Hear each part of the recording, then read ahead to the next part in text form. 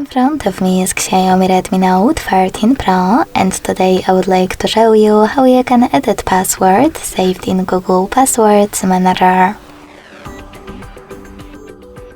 Begin by opening Settings and scrolling all the way down to access Google.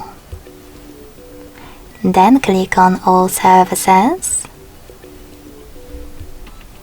Select Autofill. Autofill with Google and Google Password Manager. Finally, tap on one of your passwords that you wish to edit and enter your current screen lock. Then click on the Edit button next to the Delete one and change wherever you want to.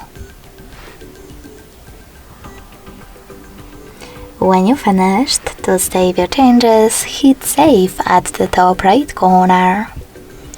As you can see, after that, my password has changed. Thanks so much for watching. If you enjoyed this video, leave a like, comment and subscribe. Bye!